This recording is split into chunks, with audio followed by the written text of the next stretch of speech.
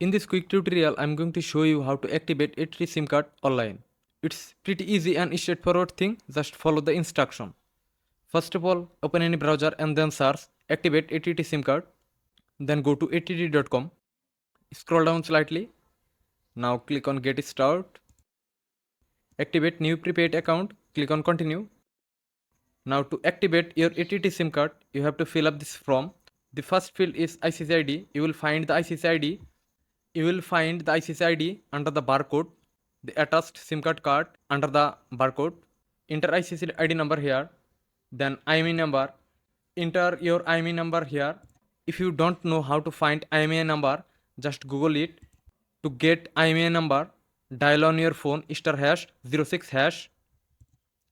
Then put IMEI number here and enter your zip code here. Then click on continue.